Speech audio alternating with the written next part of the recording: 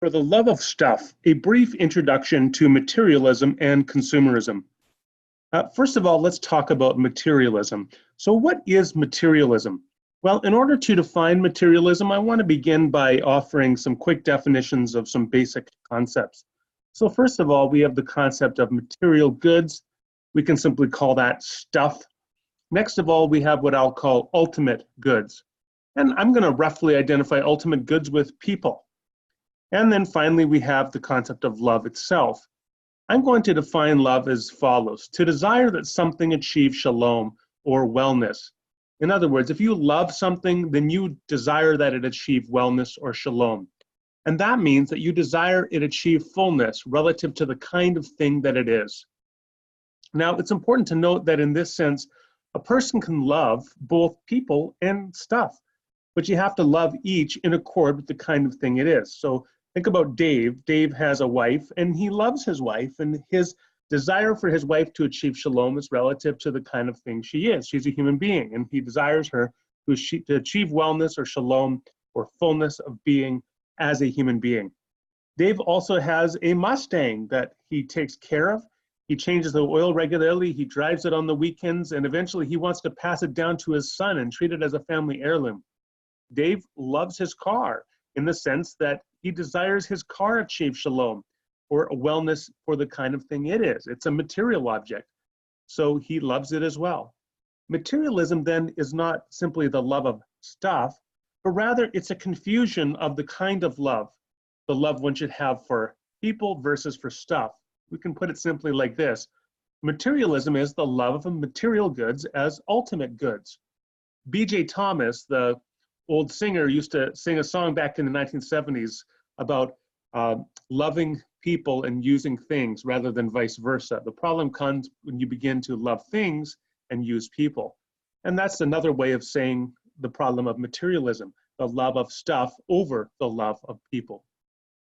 Here's an illustration of consumerism. This is from an ad from Infiniti about 10 years ago in advertising the all-new G Coupe. And you can see there a guy sliding pictures of his new car into his wallet, covering up pictures of his family. In fact, at the bottom, in very small writing of the ad, it says, "The newest member of the family gets all the attention." And of course, that's the problem. The car is not like a human being. The car is not another member of the family. It's okay for a person to like their car, or indeed to love their car relative to the kind of thing it is. The problem comes when you begin to treat your car as like a person, and you give that kind of love or devotion to it, and you subvert your love for people to your love for a material object. That's materialism. So what is consumerism, and how is it different from materialism? Well, consumerism actually is very different. So let's return to Dave and his car, his Mustang. Now, he loves his Mustang, but let's say that Dave has a brother, an identical brother named Steve.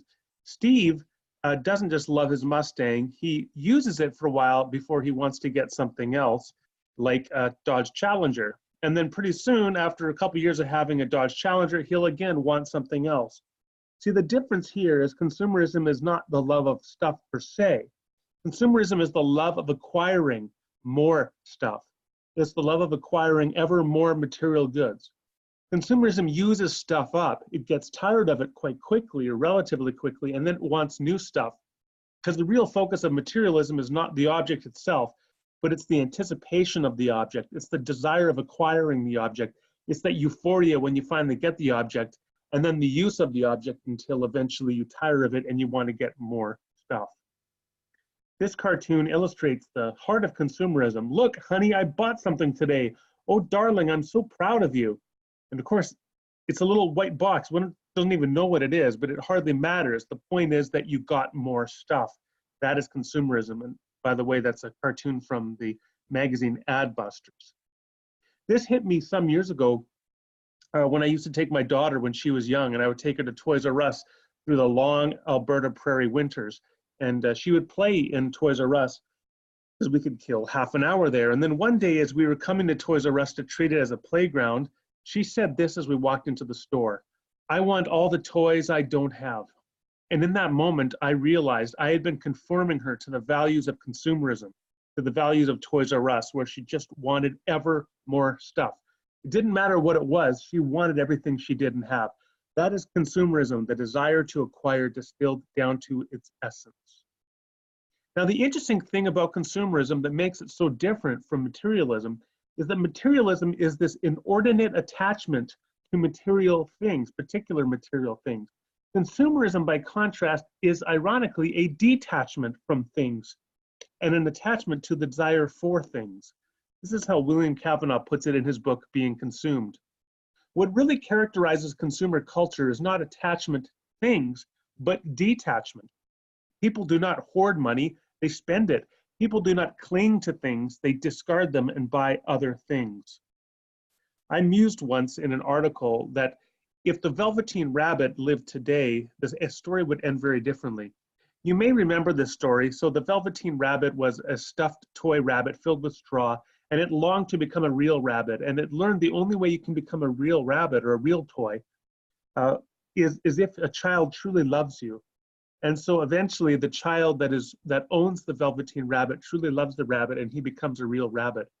But in a consumerist culture where kids are always looking for new toys, they never attach to any particular one toy.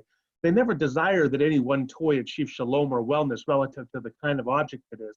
And in that world, the Velveteen Rabbit remains forever velveteen.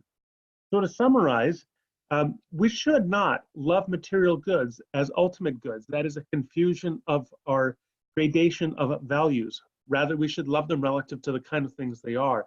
If we do love material goods as ultimate goods, we fall prey and victim to materialism. We should also not love always acquiring ever more material goods.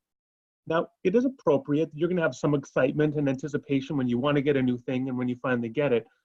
But you should not allow that desire to acquire to become the dominant property or focus of your life, because then you detach from things and you focus forever on acquiring more things.